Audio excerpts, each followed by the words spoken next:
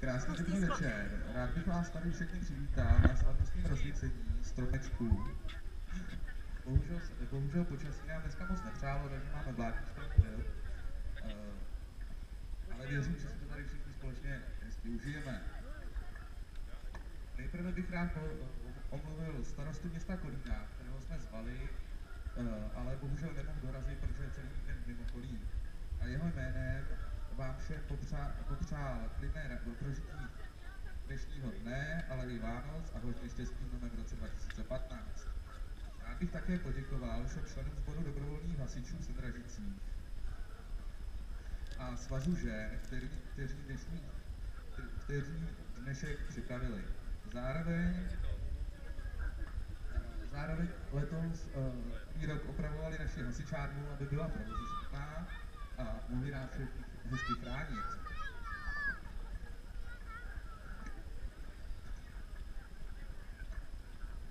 Kromě tradičního rozsvícení vánočního stromečku, které se letos koná už po třetí, se můžete těšit na občerstvení, várku tematické hudby a doprovodný program,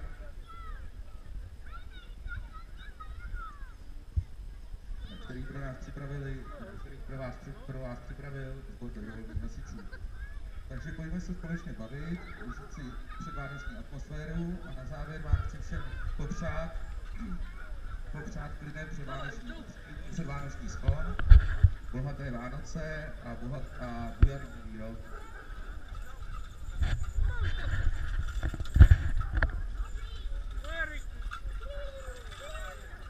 Zastáhne ten ocas po té zemi.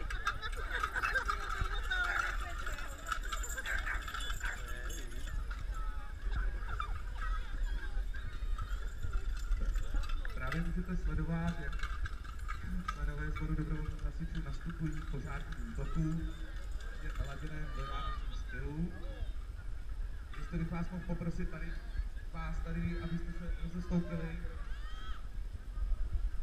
protože kluci budu poběžit. V hasičské sportovní disciplíně požární útok jde především o koordinaci všech členů týmu, rychlost a také trošičku štěstí. Závodech, které se potom mužstvo většinou na tomto složení účastní už druhou sezónu, se přibližně útok běhá okolo 30 sekund. Tady to bude trošičku déle, jste si to mohli pořádně prohlédnout. Aha, startujou. Že ku podivu jim to naskočilo.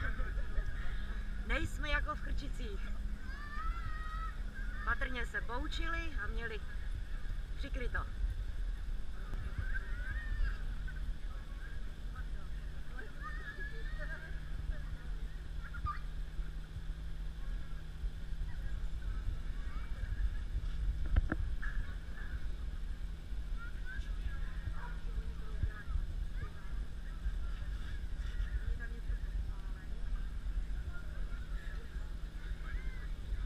Takže zapnuli majáček, budou tlačit ávy.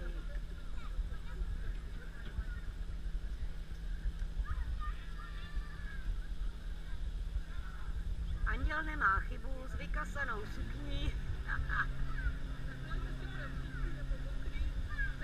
Nebudeme nic, neboj. Spíš uhořelí.